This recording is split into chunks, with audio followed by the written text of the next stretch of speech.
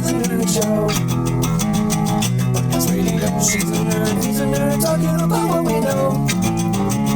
Nerd Podcast Radio. We're all nerds, we're all nerds. Buckle up, cause here we go. Nerd Podcast Radio. Welcome everybody to the Nerd Podcast Radio.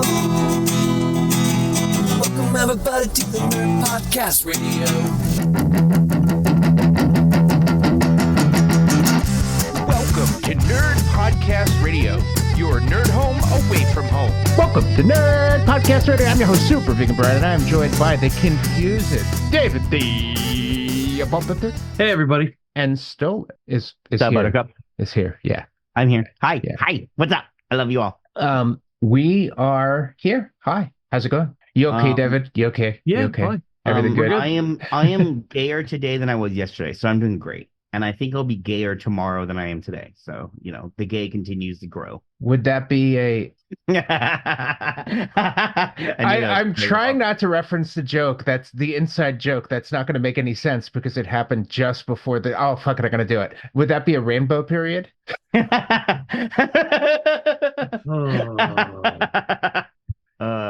Let's make a point of referencing the inside joke many, many times throughout the episode and see what the patron commentary is. Because I don't want to ever describe it because it won't be any funny if we try to describe it, but I think referencing it is fine. Oh, yeah. Referencing inside jokes nobody gets.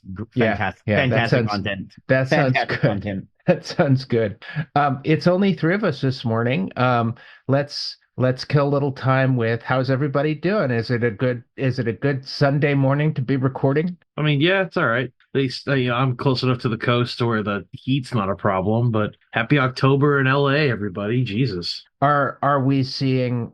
Is it feel like Halloween already? I mean, usually at the beginning of October it does. Yeah, it was 101 when I went to my mom's house yesterday. That's scary. I love it. We're never gonna see winter or fall ever. That's degrees Fahrenheit for those that live in other places.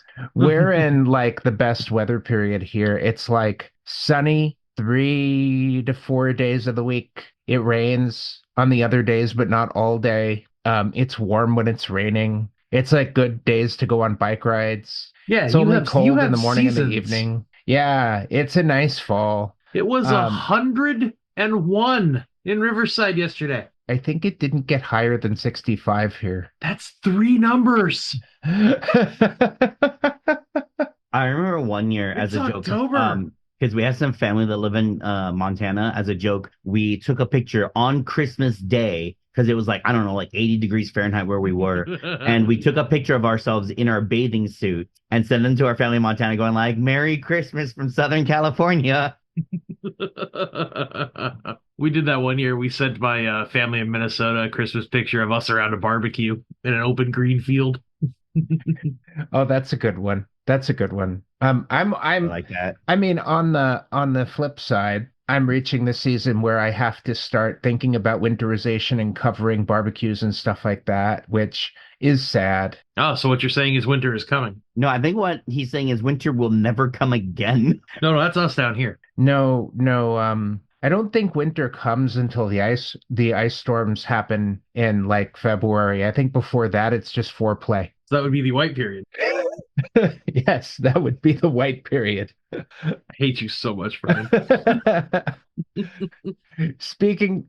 So what are we talking about today? What's our topic? I was going to say that, inside jokes without knowing can really ramp up the anxiety if you don't know what the people are talking about. And speaking of anxiety, we're talking about storytelling and how to make storytelling scary in writing, and we'll probably focus on tabletop role-playing games a lot because that's our experience. But I think we've all done some writing here too. So we'll have a lot of fun talking about that. But first we're going to play everyone's favorite game, What's Nerdy With You? The game where we talk about the nerdy things we've done over the past couple of weeks, and then we vote using Mike Myler's patented widget system. It's like a widget period. Oh. All right. If you want to see David's frustration, let's go. David is you can in a mood see today. that. Hey, Stolas, what's nerdy with you? If you want to see David's frustration, you can see that in our video on patreon.com/nerdpodcastradio. But as David said, Stolas, what's nerdy with you? Okay, so I missed the last episode, so a lot happened. So I'm gonna have to narrow it down to like one-ish things. So Yeah, take as much time as you want because we have a topic that none of us are really like expert in, and I imagine it's okay for the time frame to be shorter. Yeah, I'm talking gonna about this thing and having the spooky one not here is quite funny. It's really true. The one who's always demanding scary episodes is not here. It is funny. It is very funny. So I'll just go with the things I recently did. I discovered not one, but two grim dark based games. One is a video game. The other one is a tabletop war game, kind of like 40K. So let's go with the video game. The video game is this game called The Forever Winter. The idea is you are a little scavenger, just like a normal dude in this massive war between the two superpowers who have basically destroyed everything. Like it's a very post-apocalyptic like war, and there's these three factions. There's the Europans, which is basically United States, Canada, and most of Europe. You have the Eruskins, which is Russia, and like the Baltic states, and then you have Eurasia, which is most of the like the Southeast Asian and Asian countries, mostly dominated by like kind of like a Japanese style kind of look. And they've broken up into two alliances. So Eruska and Eurasia are teamed up against Europa, and they're Did just we lose Stolas there? Oh, yeah. my internet connection is unstable. Sorry, apologies. Oh, okay. No, Okay. I was able to hear it. I was cutting in and out. So Okay. No worries. So kind of imagine like the factions during the Cold War, like that's kind of like where the battle lines seem to have been drawn. At this point in the story, though, really nobody's in charge. Like all the main governments have basically been annihilated. Everything's kind of being run by like these AIs that were set up specifically to help organize the war. So depending on which conspiracy theories you believe in, that's already happening. Right, right. Well, I mean, it's not that bad yet. You know, the world hasn't been nuked to oblivion yet. Now, I mean, unless it has and we're living in a simulation. that's true. We don't talk about that. So one of the things that really kind of sells the idea of the game is this one piece of art that they show where they show like this big, awesome, crazy, decked out super soldier, and they say, "You're not this guy." And then the guy they do show you is like this old man with like a giant backpack on his back. He could barely walk and they're like, "You're that guy." So basically, the whole point of the game is you're not the cool, badass superhero that's going to save the day. You're just a civilian who's caught in the middle of everything, and you're just trying to survive. As you go around through the maps, the two factions are constantly fighting each other, and you want to use those moments where they're engaged with each other, not focusing on you, to kind of go in, scavenge what you can, pick up whatever you can from the bodies that have been like killed, and like get out as quickly as possible, because you do not stand too much of a chance against these guys. They will like three-shot you. You will die pretty easily. And so that's kind of the whole point of the game, is it's basically like you're just trying to scavenge and trying to survive in this place where war is never ending. That's why it's called The Forever Winter. And it's really interesting to be able to play a game where it's like, I'm not the hero. I'm not going to be the super soldier gunning down thousands of people. It's like, no, you're just a dude. You're just a dude trying to find food where there really isn't a lot of food left. Neat. Now, Is it really hard to stay alive in it? Is it like Souls pretty hard or? I died in the tutorial. Like I died in the tutorial. I died 10 times before I actually extracted out of a mission one. Wow. It almost sounds like a more hardcore, more extreme Escape from Tarkov. And Escape from Tarkov is pretty hardcore and pretty extreme. It is like Escape from Tarkov. It is an extraction shooter. I would say Tarkov is probably actually a little bit more extreme because this game is PvE. There's no PvP, so you don't have to worry about other players. Tarkov is striving for that hyper realism too. Right, so. and Tarkov has crazy realistic like gunplay. Yep. And on top of that, this game is in super early access. I got to make that super clear for anyone out there who's like, this game sounds cool, I want to get into it. It is in very early access. The devs weren't even ready to release the game yet. They wanted to release it specifically because they were gaining a lot of popularity because a very famous YouTuber Asmongold did a video on them, and they gained a lot of eyeballs on them. And people were begging them, pleading with them to release an early access so they could get their hands on the game. So it is not in the state it will be. It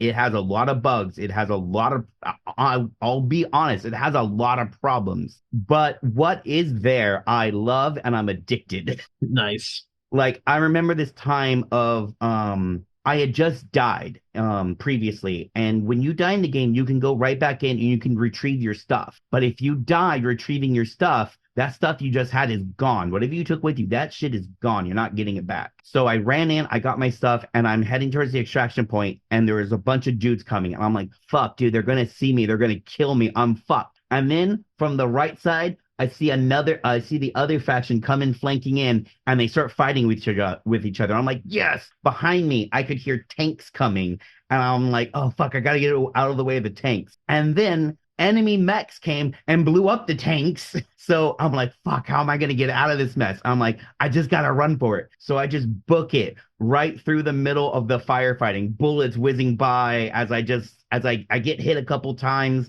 I'm low on health, but I get out. And that was like so exciting. Nice. So like when the game works, moments like that happen where it's like tanks fighting mechs, soldiers fighting super soldiers, helicopters throwing missiles at you. Yeah. When it works very well. Just be aware, lots of bugs. Some of those bugs very annoying, but if you get past it and if you can like learn to enjoy like the idea of the game, it's very fun. And it's a PvE co-op game, so you can play with up to 3 other friends. Nice. So, and that's a lot of fun. Honestly, a lot of times it is fun to play with other people and laughing at the bugs, honestly. Like the tanks that get flung everywhere. That's a fun one. Tanks get flung airborne pretty often, and it's hilarious. The other Grimdark game is one called Trench Crusade. That's the miniature game. That's the kind of think similar to like 40K, things like that. This game is an alternate timeline game where the beginning of the game takes place shortly after the First Holy Crusade, when the Catholics took Jerusalem.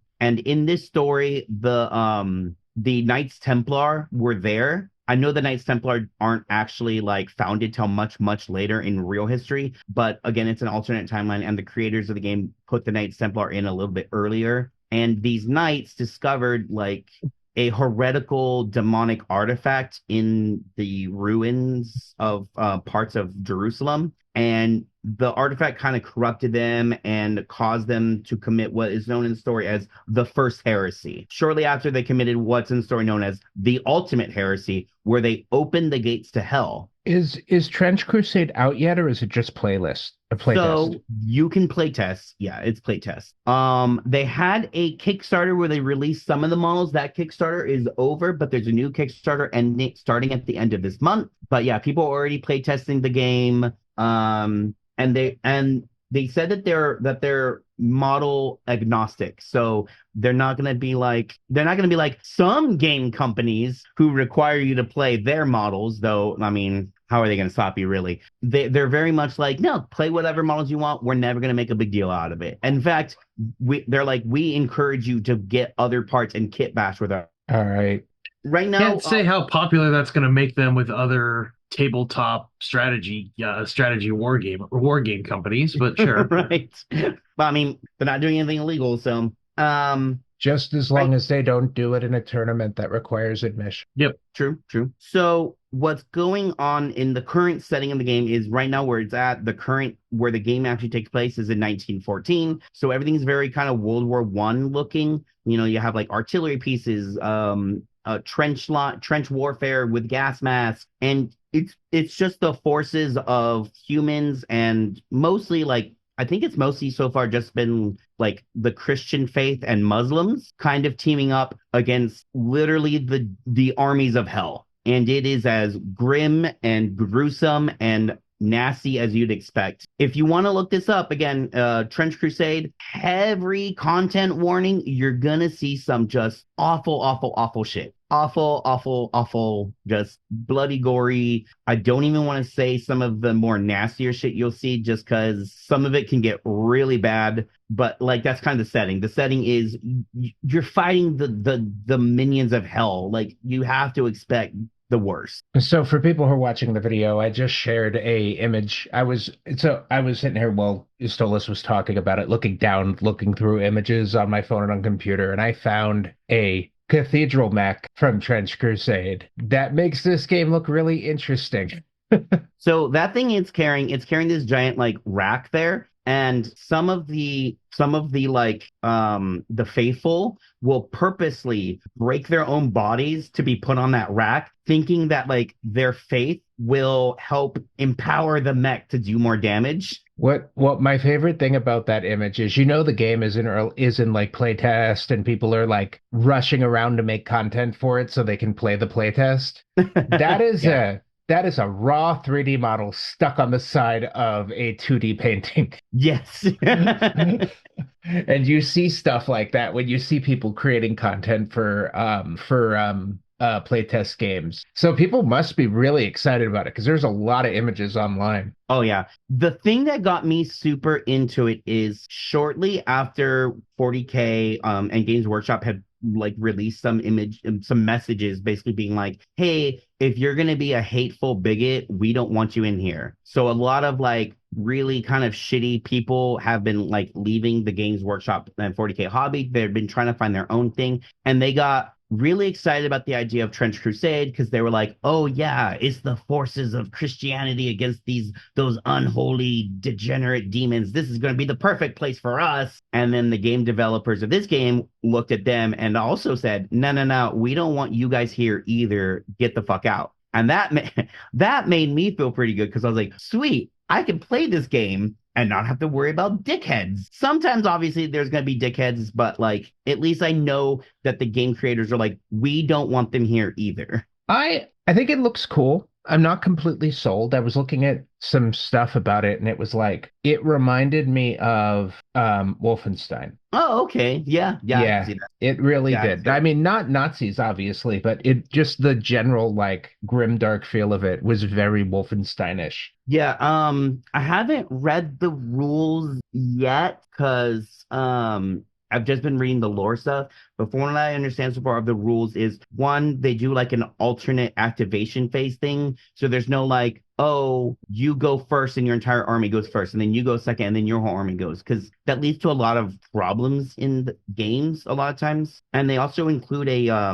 like 2d6 system where if you want to do something that's known as like a risky action, you have to roll 2d6 and you have to like pass so many trials to like succeed. Yeah, they're still working on the game, so who knows what it'll be like when it actually officially releases. But so far, at least the lore is super interesting to me. David, there's a question for you that might be related. Are any miniature game mechanics open source? As far as actual games themselves, not that I know of. Are you curious about an open source game? A miniature game. There's one called One Page Rules. Yeah. One Page Rules is open source, and they have multiple rules for different types of games. So they have sci-fi rules, they have fantasy rules, so if you want an open source game that is just the game, just a good miniature game, and you just want to be able to play with whatever models you want, One Page Rules is the place to go. Well, there you go. Most of my miniatures experience is a lot of it is historical. And with historicals, you have several different rule sets that all use the same kind of models. So as long as your models are in the right scale, you're fine. But yeah, that's been my nerd thing, at least for this week. A lot of grimdark stuff. Interesting. Getting into October, and I'm getting into a lot of grimdark stuff. How about you, David? What's been nerdy with you? Well, you see, brother, you speak of heresy. For the glory of the Emperor, have been working to eradicate the Chaos Heresy throughout the land. I've been playing Space Marine 2, which is an amazing game. I also played it. Yeah, it was pretty fun. I liked it. So good. The story campaign was short, but great. It was really good, David. I was betting in my head to see how long you stayed in character, but that was really good. For Ultramar! Sorry, anyways. I love how when you kill Thousand Suns in that game, they erupt in like glittery confetti. Oh, yeah. I love that the main death animation for the executes is ripping their heads off. The game's fun. It's a very well played third person shooter that incorporates melee elements brilliantly. The story is engrossing and deep. The missions are well thought out, well paced, and the maps are gorgeous. It's very grimdark. There's always lots of action going on the screens. It's a lot of fun, especially in the beginning when you're getting swarmed by tier. Like the opening tutorial of the game is insane. Yeah, it's also just as wacky crazy as all like 40K games are. Without spoiling too much, you shoot a spaceship at something. Like Yeah, you like throw a spaceship launch at it. You launch a spaceship at something like it's a fucking torpedo. Yeah, always fun. So yeah, that's pretty much what I've been that and my normal WoW stuff and like D&D yesterday and other the usual weekly stuff. So that's pretty much my nerdy thing. Unfortunately, I've gotten to the point in Space Marine 2 now where I have to play the other missions to unlock the customizations for your own chapter armor and stuff. So David, what? brother, the Codex Astartes does not support this action, but I do. Of course, we shall have to team up and go forth into the universe and eradicate the heresy we find. We should play together one of these days. That would be fun. Absolutely. So yeah, that's my nerdy thing. How about you, Brian? What's nerdy with you? I did a few things. I saw Beetlejuice 2. Nice. I'm not a big fan of the original Beetlejuice movie. I'm a big fan of the musical because I saw the musical on my honeymoon and it was really, really good. But it told me why I don't really like the original Beetlejuice. It doesn't have much of a story. I mean, it's not bad story. It's just very skeletal. It's all visual and no real substance. Like watching Beetlejuice, it's like the imagery is very cool to watch, and for me, that makes it worth it. To be fair, that's like 99% of Tim Burton's work. Yeah. So the musical answered some questions about the movie and made it much more it'll make it cry. It's a very good story. I also saw Beetlejuice 2, and it was a good movie. I liked it. Well, what was the story? Like, can you tell like an outline of the story without spoiling it? Of Beetlejuice 2? Yeah. Okay. The daughter of the first movie is feeling pretty upset because her and her mom are kind of separated. They are brought together due to the death of a family member. The mom's partner not respecting his partner. Again, the mom's not respecting her boundaries. See, if you can't tell the story beginning to end, act like this happens because of this, and then this happens, and then this happens, it's not great. I think I can, but like it's hard to do with no spoilers. Okay. I will tell it. The daughter of Lydia is not happy, and by the end of the movie, she's still not really happy. But nothing really happens, and a bunch of stuff happens that didn't need to. And I'm gonna destroy it with one sentence, Stolas. I disagree so much, so much. Wait. I'm going to destroy it with one sentence. If you remove the character that was stapled together from the movie doesn't change. I haven't seen it, so I don't know what the hell you guys are talking You about. follow me, Stolas? Yeah, no, I get what you're saying. If that character is not in the movie, there was no reason. Yeah, that character was a bit unnecessary. I do agree. That character was just there for the visual effect. It was just there to do the flashback. It didn't add to Beetlejuice's story at all. Yeah, no, really? That's fair. I can agree with you there. That character was fairly unnecessary. But I will say what I appreciated about the movie. One, there is a flashback in a language that, for film nerds, made me very happy.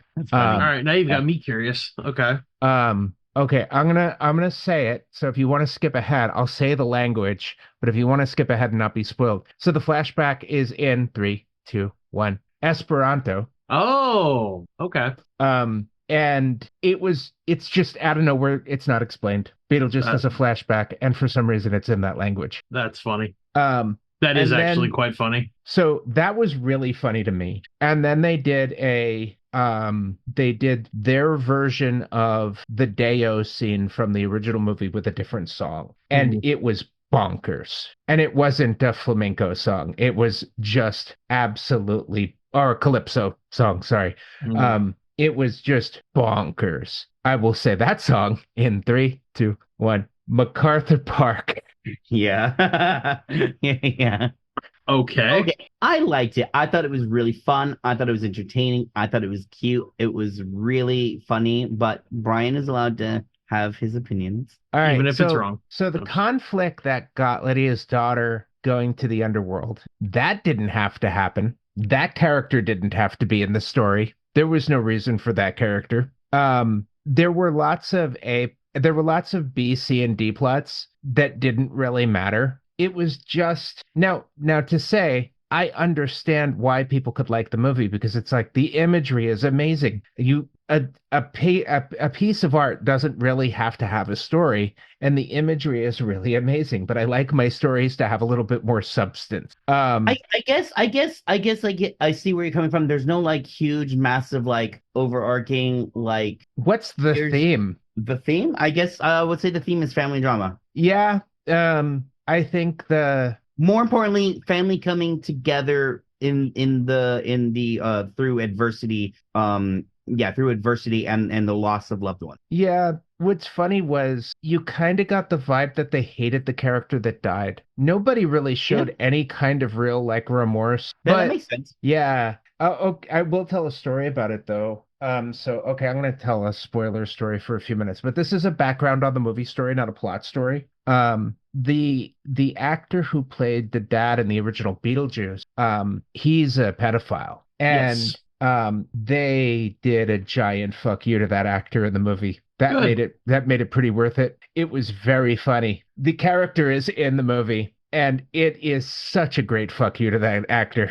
Nice. Yeah, do you agree with that, Stolas? I'm sorry, I was dealing with my kids. What was it you said? Oh, I said that the actor who played the dad in the original Beetlejuice turned out to be a pedophile. And I didn't know that. Yeah, so everything that happened with that character in the movie was a big fuck you to that actor. That's so funny. Yeah, that's why what happened to him and how they portrayed it. And yeah. That's so funny. Yeah, fuck that guy. Oh, I love it. Yeah. So that's a neat thing to know about it. But it was fine. I did laugh out loud a few times. I laughed. I think I laughed harder than I have in a long time at the snake scene. I think the snake scene made me laugh really good. So nice. Yeah. I mean, other than that, there's a big black box behind me. It's my gaming PC, my big wine fridge of a gaming PC. Ooh. I haven't used it in a while because I have a nice gaming laptop, but I'm working on setting it up as a multimedia graphic design type workstation in here. But I have to get a KVM. For people who don't know, that's a switch that lets you switch back and forth between two computers because Heather needs this computer for school. I need to get a really, really nice Wi-Fi antenna because I don't plan on dropping cables anytime soon. But yeah, that's me. Both things you could find at your local Micro Center. Hey, Micro Center, that's a freebie. Micro Center. You know they're doxing podcasters. Since I was about to say. Yeah, I was about to say. I'm like, you know what kind of sucks? You can't mention that you shop at Micro Center. There's only a few, 4 or 5. So it's like, well, no, there's a lot. They've opened a few of them actually. There's a few of them. Quick bonus nerdy thing. I've been listening to I will start this by saying this is a like the content, not like the author type of thing, because I still like Harry Potter. I don't buy anything, but I like the books. So I've been listening to a chapter by chapter read through that from the Super Carlin brothers that I really like. I will divorce myself from any opinion of the author, but I have been enjoying that. It has been bringing me back to when I read them, and I like it. That's a little add-on. Yeah. So Micro Center has 28 stores in 19 states. Just throw that out there. Anyways. Well, we know what state you're in. Yep. That's true. We did talk about what state we're in, and we also talked about what area of the state we live in. Brian, we use my full fucking name. It's true. How many of them could there be? That's why the doxing jokes are so funny. I made peace with that a long time ago, okay? I'll feel bad if anything ever happens. That can console you that I'll feel bad. I'll feel guilty for a little while. But just a little while. Yeah, The guilt will go away quick. yeah. So it'll be really scary if anything happens to David. Speaking of scary things, Oh, God. Damn, what a segue. Wow. it's like I wrote on it standing up. Buckle up, people. It's going to be one of those days. You don't buckle up in a Segway. You just stand in balance. God. I love it. So I love you guys so much. once upon a time, there was a podcast that indulged in creative subjects on occasion. These podcasters experimented in the macabre, talking about scary things. On a dark and stormy night, they sat down and thought about all of the horrors in this world and discussed it. And while they were discussing it, they all came up with ideas and decided to vote on which idea was the scariest. Oh, you're But doing a thing. Okay.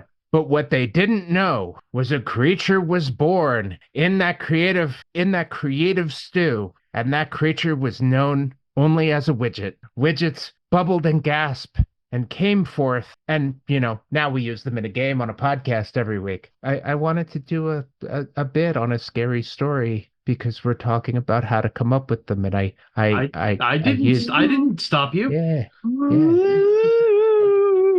And then You don't And gotta then get she defensive. turned I didn't try around. to stop you. And that widget is right behind you right now. I was about to say, and then she turned around and the widget had a hook hand. And the widget was coming from inside the house. And the widget had my golden arm. Isn't that another one of them? Like, where's my golden arm? Yeah. I have never actually did the ghost story thing. Anybody else here do them? Nope. Actually, yeah, I kind of did. So when I was a youngin and I was going to church, we would do a lot of camping trips. It was kind of part of the thing that our church would do. Like all the guys would get together and go on like I don't know, man bonding camping trips. And yeah, we would tell scary stories, eating beans out of a can. As men do. Canned beans. I've done that on the way home from work. Like I didn't beans? have a chance to eat lunch, so I just opened a can of something and ate it cold. I can't say I've ever heard of someone doing that willingly. All right. Oh, we would put them over the fire at least to warm them up. Yeah, seriously. Sometimes when you go hiking, cold canned food is fine. I've done that many times. So I mean, Oh, it's having not it for, like, unhealthy. usually it's not it's unhealthy. Yeah, there's nothing wrong with it. It's just Yeah. a texture like- and a taste issue. Well, like when I would do this would be like if I'm on my way home and I have like errands to run and I know I'm not going to be home for a while and I'm not going to be like stopping anywhere for food, I'll have like a can of something. And it's usually because I skipped lunch and I have that can and I didn't heat it up at work and I like eat it cold on the way home. There are some canned things I wouldn't do that with, but usually it's like chili. Chili's fine if it's a little cold. Some canned things are just fine cold. Some things really Yeah. need to be heated up. That's why they call it chili. Aren't we supposed to, Jesus Christ, aren't we supposed to be electing a winner before we move on to the topic? We Yeah. haven't gotten to the topic yet. Brian was talking about canned food. But Brian did No, mention I the topic, segued though. into the topic because I forgot about voting because we Oh. didn't vote last week and I Isn't that forgot. just spooky? Yeah, it's scary. Hmm. Well, I did tell a scary story about widgets, so it kind of works. And now we each have 4 of them and we can vote. Stolas, how many widgets, who gets what, and why? Let's see. I'm gonna give 3 to David because Space Marine 2, and I'm only gonna give 1 to Brian because he disagreed with me on the movie, and that made me sad. Think of how Nice. bad it would be if Erica was here. Erica told me I had to see it because it was really good. Yeah. Erica loves that kind of stuff, though, so I'm sure she absolutely loved it. Yeah, Oh yeah, yeah. To be I fair, bet- she probably would have absolutely loved it, even if it was a lot worse than it was. yeah. She's one of those. How about you, David? You got 4 widgets. Where are they I have going? 4 widgets. I'm giving all 4 of them to Stolas because playing in development and even like alpha build video games is awesome and incredibly challenging because especially if you're working closely with developers, those bugs could be catastrophic sometimes. Oh yeah. I'm in the Discord, and we are sharing ideas and things we would like to see in the future of the game. Yeah, we're in constant communication with the. Well, okay, we're not in communication. Like I don't like we just like have channels where we can leave them ideas. It's not like they like speak directly to us all the time. Though sometimes they do. That's awesome. And that's a Go lot for more Trench, access than go for most Trench people get. Crusade. If you join the Facebook group, some of the game developers are in there, and they will talk to you. Nice. All right, Brian, bring us home. I'm going to give all 4 to David because of the impression. David wins. Yeah. No, Stolas won. Stolas had 7.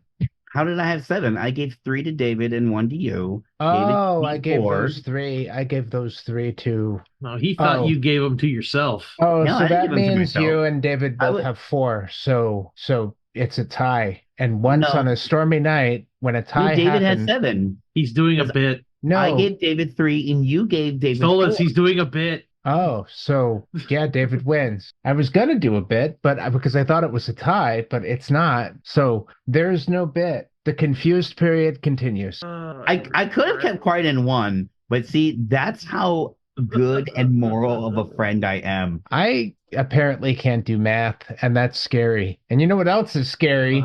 These segues are My terrifying. mom's hat. She said, All right. So okay. So now we're gonna do an interesting bit. So I did an intro. We rewind to finish voting. Now, Stolas, you do a scary intro to a scary story to introduce the how to create scary stories episode. Once upon a time, me and my partner went on a date with this other couple that we're kind of seeing in this weird semi-romantic polyamorous situationship. Woo! And we went to a spooky comic book store where they were having spooky, scary themed escape rooms. Woo! But when we got in there, the comic book store owner let us know that secretly it wasn't a comic book store, but was actually the secret lab of a guy called Dr. X. He had infected us with a zombie virus, and the lady locked us in a room, and we had to find the cure to get out. We only had 1 hour, and we did it in 20 minutes. Woo! Damn, well done. The story ends where the polyamorous couples found out that they were never cured, that being a zombie and being polyamorous are the same thing. Equally annoying. They just ruthlessly try hard to convert people to polyamory. I know that's not true, but it just sounded like a good way to be fair, compare them to to be zombies. fair, there are polyamorous people who do that shit, okay? And if you're one of them, fucking knock it out. You're giving us a bad name. All right, so that makes it my turn. No, I do want to did do an escape discuss room. I do want to discuss Stolas' story real quick before moving on to you giving a chance to create the story. Okay. Because as you were telling it, as soon as you made the theme polyamory and you go to a scientist, I'm like expecting the scientist to do like a human centipede thing and turn you all into like a human rat king. What the fuck, man? I don't know why that popped into my head. So I think the word polycule makes me think of like a rat king, like with the tails tied together and like a big pile of rats. That's really funny. I love that. I'm never going to be able to get that image out of my head now. Okay, then. Not the direction I thought that was going. I like it. I mean, the torture porn and like things like the human centipedes, like gross out horror, Yeah. they're valid, especially when spoken or written. I think something like the human centipede would be a lot scarier written than in a movie. It's too gory and gross for it to be in a movie. I've never seen the human centipede, and I have zero desire to. Like, I don't want to. Nothing about that sounds good or fun. Or I watched the internet critic review it, and what they showed did not even look entertaining. I've heard that it's, if you can get past the gross outness of it, it's actually pretty entertaining and fun to watch, but in a watching a bad movie on purpose way. Right. Yeah. Kind of like watching Sharknado or whatever. Sharknado was made bad on purpose. It's a little different, but because Sharknado is actually a good movie that's meant to honor B movies. just the fact of how many celebrities are in it. I mean, dude, a guy gets eaten by a shark and cuts himself out with a chainsaw. It's pretty crazy. That was pretty badass. I'm not gonna lie. And don't they go to the moon to fight Sharknadoes in one of them? I mean, it's nuts. I don't remember. There's so many of them at this point.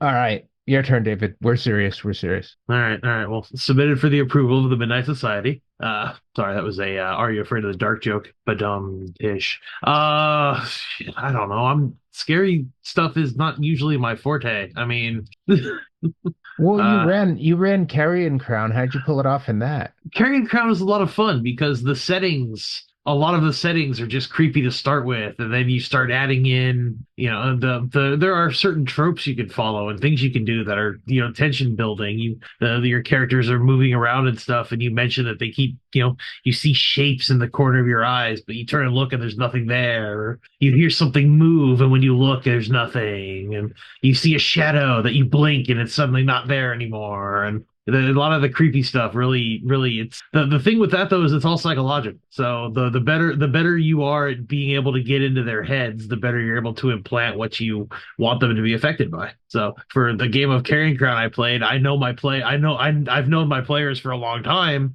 I know what creeps them out and what doesn't, so I knew what buttons to push when I needed certain reactions from them.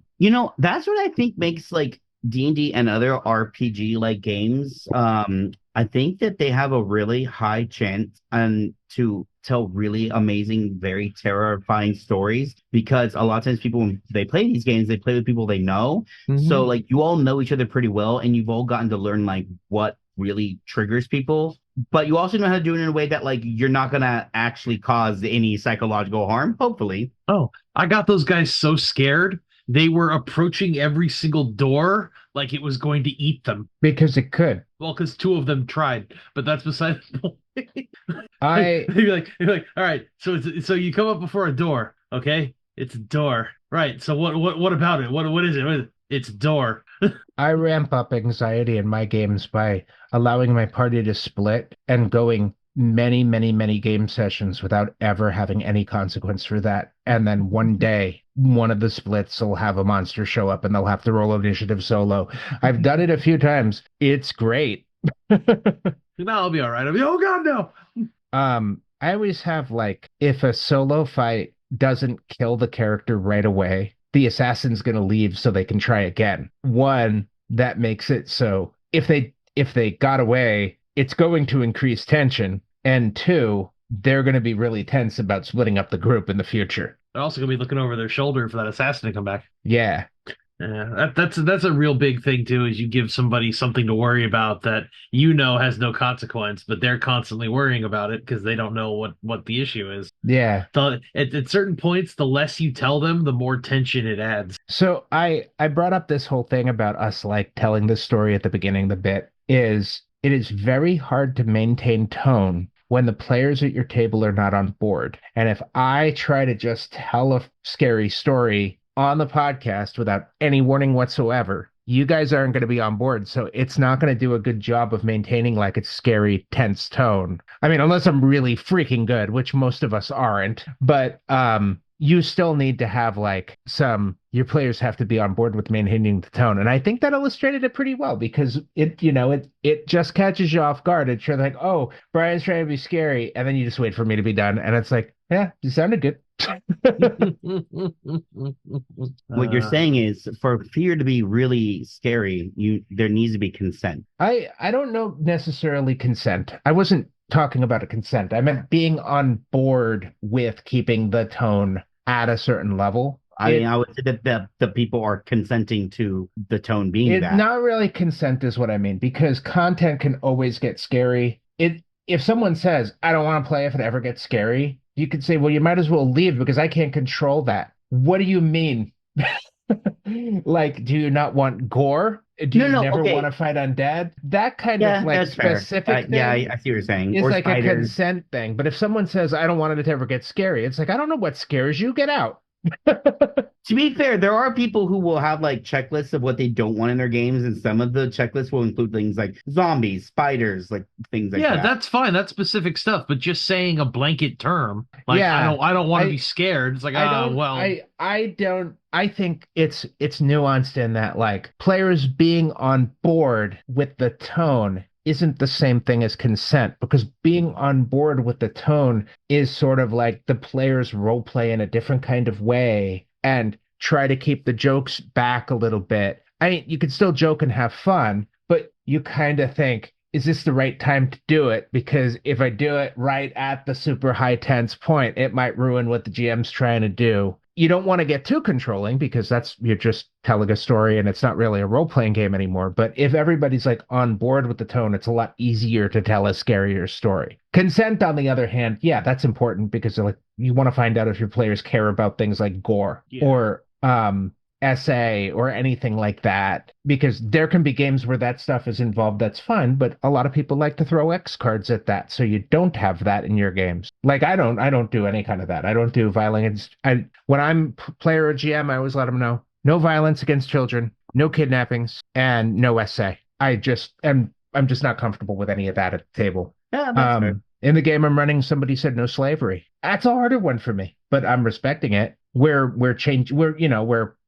compromising with a little bit of indentured servitude and like working off debts and stuff like that. But it's like nobody owns anybody. We're not going to have a trade associated with it. That's The big thing I'm trying to come up with is a new purpose for the anti-slavery pirates. oh right, I remember them. Yeah, the Bellflower Network in the campaign we're running. Yeah, I believe. Yeah, that's what they're called.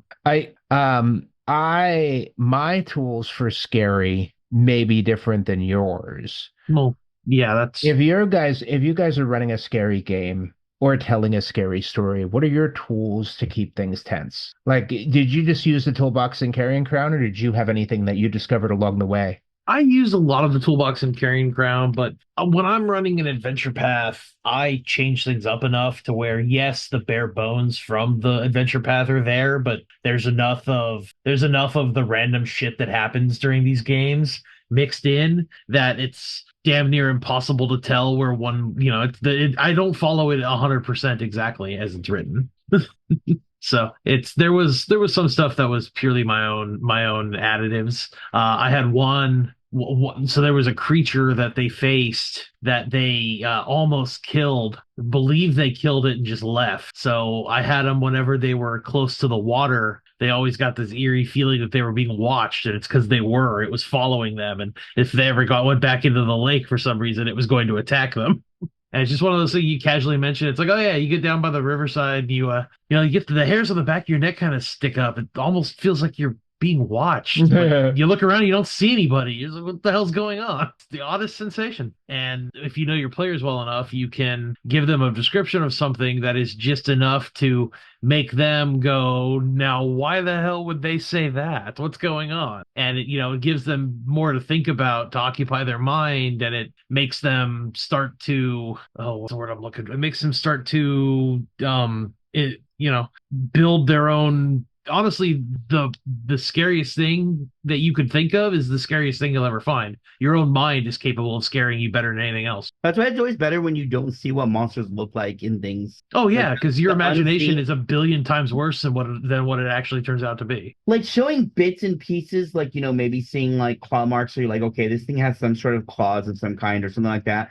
But like never fully getting the full picture of a monster is like that's truly terrifying. Mhm. Do you ever try theater of the mind with combat? Occasionally, but unfortunately, the gamers that I usually play with are more of the tactical focus of it, and they want to see they only enjoy the games when they have that element involved. So I for VTT, I'll often enter combat with the theater of the mind and then just pop the map up after combat started. So I'll make them go through a round of theater of the mind and then pop the map up. that's not bad. That's not a bad idea. Yeah, it's hard because of positioning and stuff like that. I Yeah. had a PFS guy who was trying to do theater of the mind to keep things fast, Mhm. and I need a map. This is not working because it was making combat really frustrating because we didn't know where anybody was. Yeah, and the game system is built up on tactical movements, and placement is especially important. So yeah, but there are other game systems where theater of the mind is just fine. I mean, there's some game systems where you don't need that, everything's esoteric. And it all depends on what you're playing as well when it comes to gaming, at least. Stolas, what's your toolbox for scary? I haven't really done Because any you've done vampire before. right, but that wasn't very scary, at least the people who did Vampire and Masquerade. That was more political intrigue, honestly. But when I was younger, I actually would write scary stories. So I kind of remember writing some scary things. A lot of the things I get of how to like write scary stuff comes from scary video games because I used to play scary video games as a kid. A lot of kids, watch scary movies. I played scary video games. And I find a really good thing to do is and what's funny? This is true for comedy as well. I do find it funny that comedy and horror both follow almost similar rules of building tension, whether it's by making noises, subtly changing environment, changing the way things look and sound, and doing all that. And then right as you get to that climax and you're like, you feel like you're about to be like, I'm gonna reveal the big thing. You stop. You break that tension with something else. And then that's when people will let their guard down and they go, okay, wow, that was kind of scary. That got really tense there. And then once that guard is down, that's when you go in with the big scare. And because their guard is down, it really catches them off. What I find funny and how I find this very similar to humor is I notice a lot of comedians do something similar. They'll tell jokes, they'll kind of they'll build their jokes up on top of each other, blah, blah, blah. And things just continue. And then right when you're expecting the big payoff, the big haha, they kind of, sometimes a comedian will purposely let something go flat. Like, oh, and that was the end of that. And then you're like, oh, that wasn't particularly funny. And then maybe a minute later, the real joke happens. And then you're just left laughing your ass off. And I do find that really interesting how much humor and horror kind of have almost similar goals or not goals, but similar strategies to get to the emotion you want to elicit, whether that emotion be fear or laughter. But ultimately, it all comes down to timing. Timing is huge. Timing is massive. Anything to add, Brian? My toolbox, gore, attachment, and paranoia. Attachment's a fun one to play with. I will show you how those work together. I always introduce NPCs with a lot of they don't just meet the party and give them what want to know. They'll show up and spend time with them and become friends. So if a BBEG gets away, if a villain gets away, often I like to target the friends of the party rather than them. Well, that's fucked up. I love it. And usually with paranoia, I like to foreshadow it. I'll every time they do gather information, some of the people will talk about the serial killer that's going around. And one of the details about the serial killer will be a calling card, and then it'll be they carve stuff into the tongue of the victim, and then they'll find that their friend has been killed and that this is your fault is carved into the tongue. Stuff like that. I like gore, paranoia, and attachment. Paranoia, I like to have random animals show up in encounters. If a white owl shows up every time something bad's gonna happen, it's a great way to cause paranoia. But you can make any animal scary. Yep. Really, any animal scary. I mean, if they go into seizures and tentacles coming out of them, it doesn't matter how cute it is. So yeah. I like it when you fight taking a stereotypical encounter like orcs, and when you do the last blow, tentacles come out of the body and they start twitching and spasming, and then you never explain it. Ooh, yeah, that sounds fun. And then usually if the party starts coming up with theories about some of the crazy stuff you've thrown in that's just for atmosphere and to scare them, you can use that. Oh yeah. I do that all the time. Half of my ideas for stuff come from them talking about shit that's they think is going on. Oh yeah, that's totally on. Yeah, but I've learned that I'm pretty good with gore. one of my favorite gory scenarios that really got my party squaring is they had a really close friend that they would hire as a guide sometimes, and the guide went missing while they were traveling, and they eventually found him in the woods, and he was degloved, and he was in shock and couldn't remember why. And by deglove, I meant all the skin on his hand was gone. Oh, Jesus Christ. That's pretty Yeah.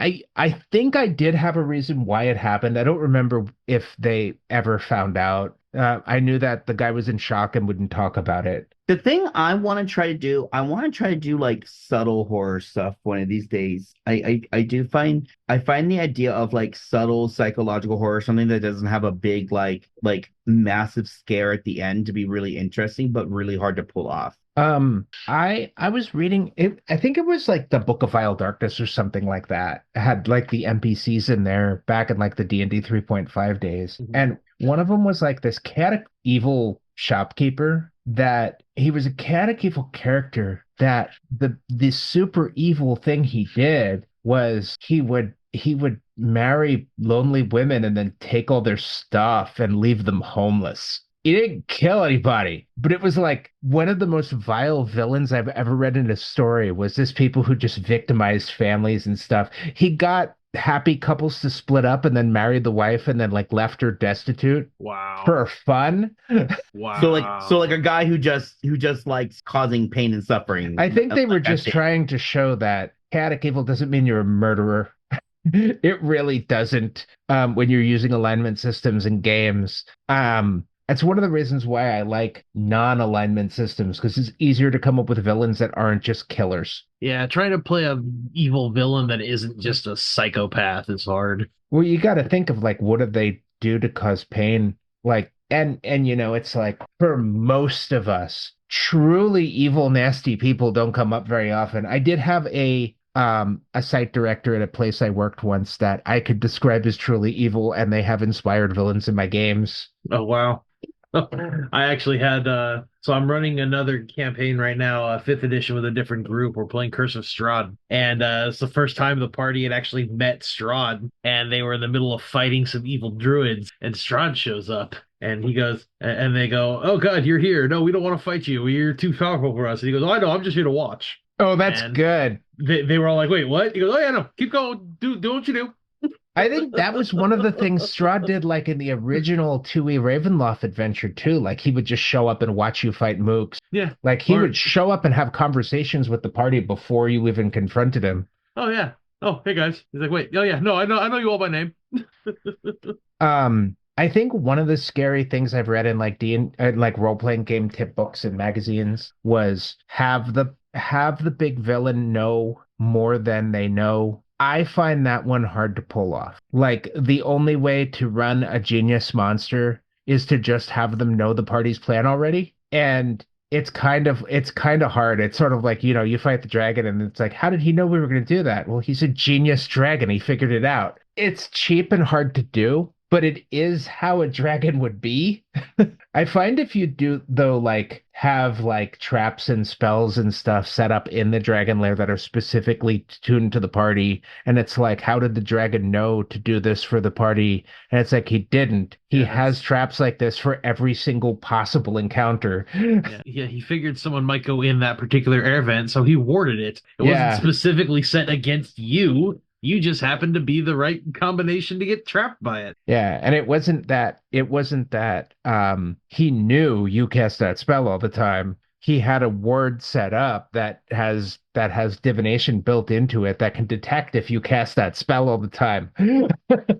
Yeah, you do a lot of fun things with dragons like that because it's like, dude, these things are hundreds of years old. They're so much smarter than you. Yep. You think They- the dragons couldn't figure this out? Yeah, they know what you're gonna do before you do. The monster I kind of want to run in RPG in an specifically D&D is the False Hydra. I know that's not like a real sanctioned monster, but I still want to run it. There's 'Cause, nothing like, wrong with running fan created content. It has, in my opinion, it has a lot of possibility to include like a lot of really interesting horror elements in it. Because there's something just so fundamentally creepy and weird about going to like a town or a village where like everything seems off and you don't know why and you can't explain it, but everything is just off, and it just leads to that like what's the word the valley the The term uncanny valley. yeah, like leads to that weird, creepy, uncanny valley feeling of like just like that tingle in the back of your neck, and you're just trying to figure out what the fuck happened.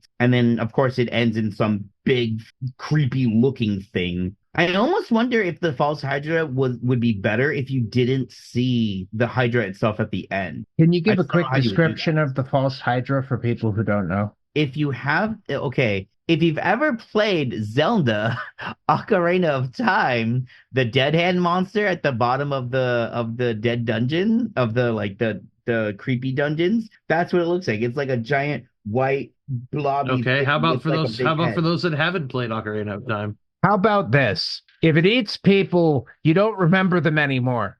Okay, fair So enough. okay, in the game, That's the the whole point of the false right. Hydra. So the creature, what it does is it sings a melody, and when it's singing, you don't know it's there. And when it eats someone, it basically removes them almost like from existence. So no one remembers they're there, even though obviously there's evidence that they were there because they were there, they did things. And so it leads to this weird disconnect of so example, the first time I read about it, it was a Reddit post, and somebody was talking about how they went to this town, and there was this like guy in the town who had kids but didn't remember how he had kids because his wife had gotten eaten and he forgot he had a wife. So it's like he knew he had kids, they live with him, and they obviously know each other, they have a relationship and know each other, but he's just like, I don't know who their mom is. And that was really weird because it's like, wait, what the fuck? And there was constant things like that where people would go where they'd go around like, okay, can we talk to the mayor? And all the time people were like, oh, we don't have a mayor. And they're like, what? Yeah, we've never had a mayor. How? Interesting concept. Yeah. And if done correctly, so at least the story I read, the person who had done it, they were prepared for having this false Hydra in their story very, very early in the game. So what they had done is they had taken one of their characters who had said that they had like a dead relative in their past. And throughout the game, they would like subtly help the party out. Like maybe sometimes they would kill wolves and the wolves would have like healing potions on them. And it's like, that's weird. And things like that. So that when they got to the false Hydra later in the campaign, it was revealed that that relative that that person thought was dead was eaten by the false Hydra. And all those things of like, oh, the wolves having healing potions, these were supposed to be that character that had gotten eaten by the false Hydra, helping them in the adventure all the time throughout the game. Yeah, the GM had set this up from day one to lead to this like story moment. I thought that was really interesting, cool, and it really spooked out the players. The players were really freaked out by it all. Yeah, that's Yeah, I imagine unsettling. a false Hydra is great for a one-off because you can build up everybody's like pre-generated characters around it, and you could also mess with people's past, like saying like you find a note in your gear that's like a picture of you with someone else, and it's like you have no idea who this is or where this came from, and then you can like seed clues throughout the adventure that they had another party member.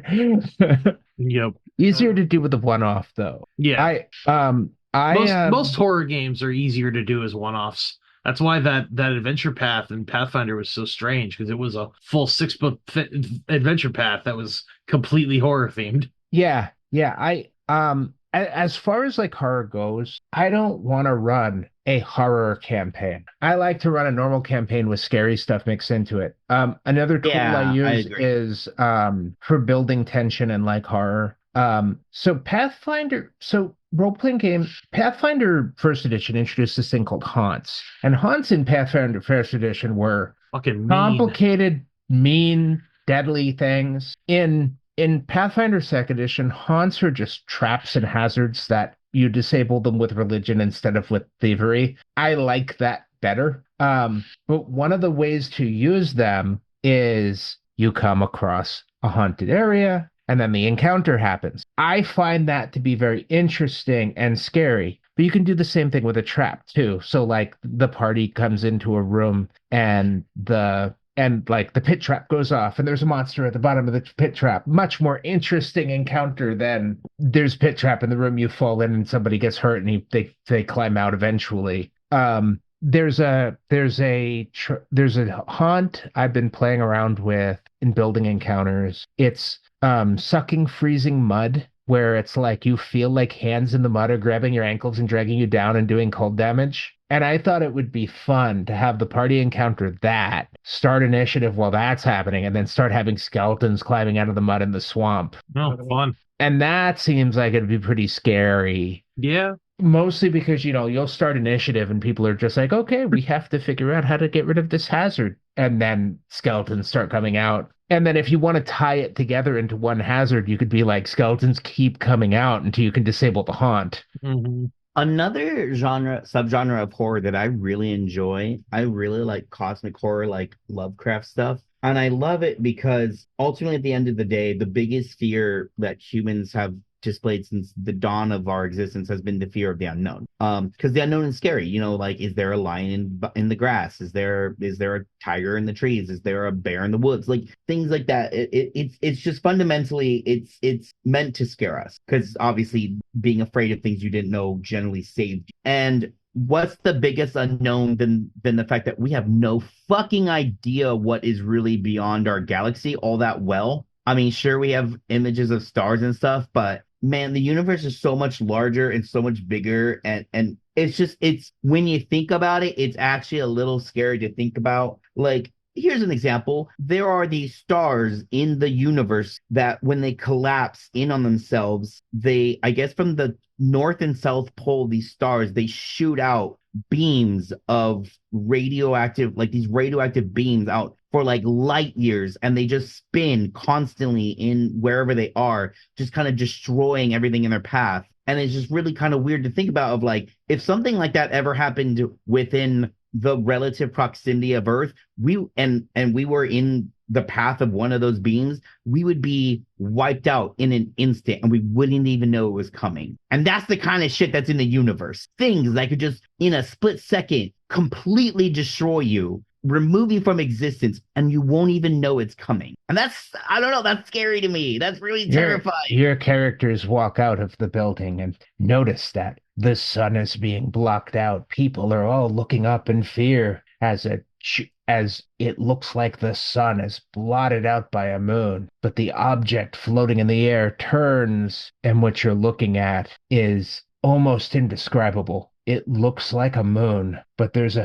face carved into it. This massive thing floating in the air, millions of miles up, with this face with large, staring eldritch eyes. And then, booming from this cosmic gargantua, the words, "Show me what you've got." Saw that coming. Show me what you've got. Cosmic horror. Yep. I love that you saw that coming, David. Oh, yeah. I love it. Rick and Morty jokes. I Who didn't doesn't love see it them? coming, but I like it. I was almost expecting you to be like, I don't know, it was a moon, and on the moon was a giant butthole or something. But That would have been if you told the story. Yeah, no, the show me what you got is way better. One of my favorite story arc starters was, hey guys, remember that day the moon cracked open? I It's like, wait, what? It wasn't necessarily horror, but I was able to successfully run a John Carter game once. The party took a mission that took them through a portal and they went to Mars, and they got to do I went ape and let them do the giant long jump, flying jump, John Carter stuff. I gave them bonuses to damage. They fought a freaking Bayher. It was a crazy thing. Bayher, I hardly knew her. Yeah. Nice. The horror of that game though was the alien, like, it wasn't going on a alien landscape and finding monsters and even absolutely terrifying, powerful monsters. It was more encountering aliens that were sentient and would talk to you. Every time it happened, the party would freeze up because they would be like, "Are you authorized to be here?" And it would be like, what do we say? It was great. It was a great way to increase tension, was just like throwing out these like societies that had their own laws and stuff. My favorite was they encountered creatures that had slaves, and one of the party members goes, Can we free you?" And the guy goes, "Can you?" And he took that as That's great. and he took that as he wants me to free him. And he slaughtered all the guards and like killed and like freed every slave on the boat. And the slaves were like, why would you do that? And he's like, you asked me to free you. No, I was asking you if you have a legal way of doing it. Oh my god. The entire party was against that player because they all got it. They were like, we're not going to mess with their rules. Well, on my planet, yeah, you're not on your planet, buddy boy.